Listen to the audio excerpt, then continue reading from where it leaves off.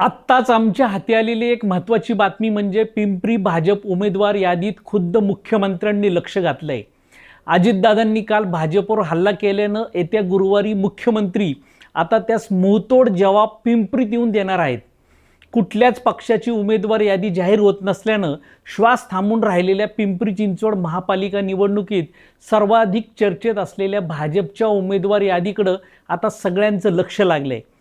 राष्ट्रवादी काँग्रेसचे उपमुख्यमंत्री अजित पवार यांनी काल तळवडे व चिखली येथे झालेल्या पहिल्याच प्रचार सभेत भाजपच्या कारभाराची धुलाई केल्याच्या पार्श्वभूमीवर भाजपने सावध पावले टाकत उमेदवारी देताना आता कुठलाही धोका न पत्करण्याचा निर्णय घेतला आहे। अशातच आज मिळालेल्या विश्वसनीय माहितीनुसार शहर भाजपच्या उमेदवार यादीवर खुद्द मुख्यमंत्री देवेंद्र फडणवीस यांनी लक्ष घातले असून स्थानिक समीकरणे समजून घेणे व राष्ट्रवादीचे संभाव्य उमेदवार कोण असतील याची माहिती आज त्यांनी शहराध्यक्ष शत्रुघ्न काटे यांच्याकडून घेतली।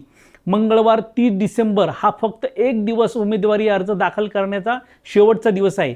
छोटी चूक देखील महागात पडू शकते याची प्रचिती संदीप वाघेरे प्रकरणानंतर भाजपला झाल्याने आता ताक देखील फुंकून पिण्याचं काम शहर भाजप अध्यक्ष शत्रुघ्न काटे व भाजपचे 4 आमदार करीत आहेत। विशेष म्हणजे 2 राष्ट्रवादी एकत्र आल्यानंतर भाजप अधिक सावध व दक्ष झाली आहे।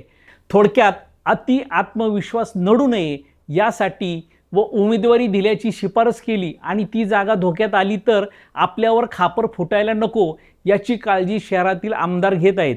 येत्या गुरुवारी मुख्यमंत्री देवेंद्र फडणवीस शहरात येत असून दिवंगत आमदार लक्ष्मणभाऊ जगताप यांच्या शक्तीस्थळ लोकार्पण सोहळ्याप्रसंगी अजितदादांना मुंहतोड जवाब काय मिळतो हे शहरवासियांना पाहायला व ऐकायला आता मिळणार आहे।